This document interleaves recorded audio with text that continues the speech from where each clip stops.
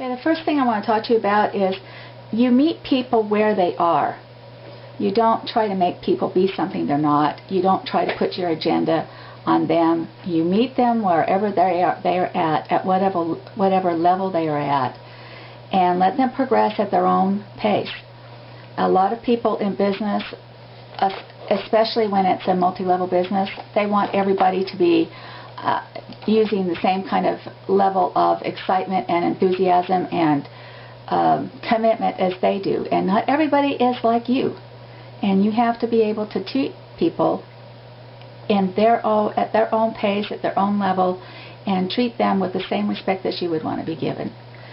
I heard it said once, and I love this phrase, we need chickens and we need turkeys and we need eagles.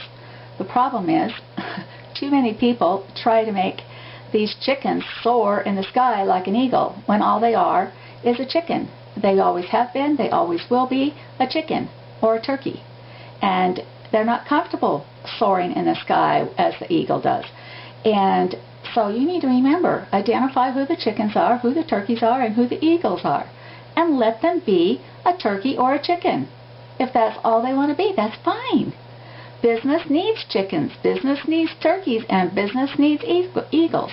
That's the way successful businesses run, especially in multi-level marketing and in network marketing. So please keep that in mind. Don't try to put your agenda on people. Let them be who they are and meet them at their level.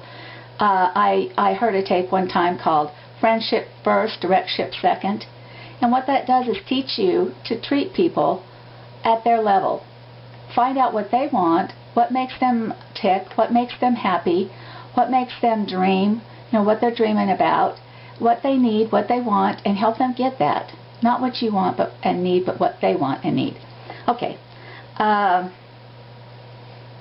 This needs to be practiced every day in your life. The things that you learn needs to be in your character every day. You don't just read something in a book and then expect it to be turned over into life if you don't practice those principles. Another principle is to keep your priorities in order, and this is something that I really appreciated learning from ILD. If you get your principles all mixed up, it's hard to stay balanced and in alignment to succeed. So I want to give you this list really quick. First priority is God. And if you are a person who believes in God, then that means putting God as your first priority is God. He is the one who's giving you the things that you have. If you don't believe in God, then whatever power source you do believe in, other than yourself, whatever power source that's in the universe, everybody has their own idea of what God is, and so whatever that is, that's what you need to put in first place. Then in second is yourself, and that doesn't mean your selfish motivations and your selfish desires. That means yourself, meaning nourishing yourself spiritually, emotionally, physically, keeping yourself healthy, doing the things that are necessary to make you a good person, to feel rounded and have value and self-worth. So you need to take care of you. Then you need to take care of your spouse. Your spouse needs to be next, before your children, before your business, before your job. Your spouse comes first. That person is supposed to be your helpmate. That person is supposed to be your mate for life.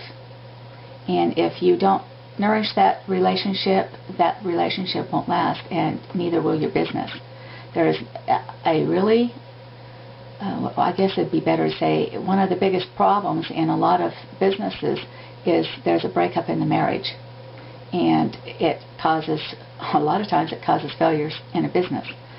So keep that in mind.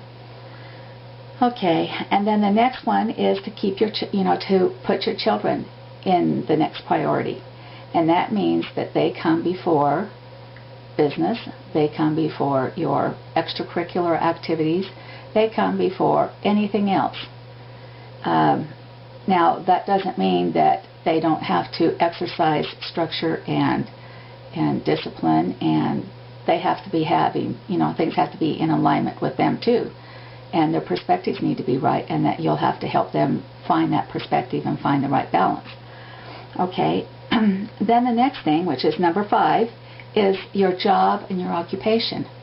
Your boss needs to know that when you're there, your job is the most important thing to you at that point.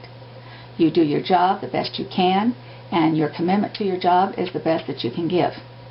And your boss has to feel that, your coworkers need to feel that. Or your occupation, if you're a doctor or a lawyer or whatever, you have to be the best that you can be while you're there at the office. Okay. Then the sixth thing, the sixth priority is your obligations as a citizen of this United States. That means you're voting. That means contacting your representatives and telling them when you don't agree with what's going on. You need to voice your opinions about things when you don't like the way things are happening, when you don't like the direction that this country is going. You have an obligation given to us by our forefathers. They died for this right.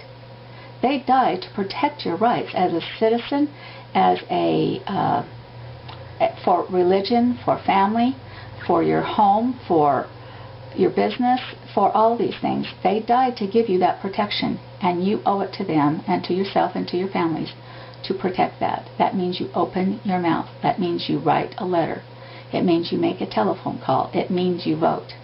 Even if you don't like who's running for president or who's running for Congress or whatever, you have an obligation to fulfill, and you have to do that. You have to do the best you can to find out who's the best person for that calling, and then you need to do it. Okay. And then the last is your extracurricular activities, which means your social engagements, your clubs, your scouting program, your hobbies, your extra business curricular activities, a second-hand business, a second-hand job, a second job, that kind of thing. That all has to be in alignment. Okay? Well, it looks like my time is almost up, so let me close. I will have to carry this on another time. Anyway, I'm going to let you go. I'll talk to you more on this subject later on. I'll talk to you later. Bye-bye.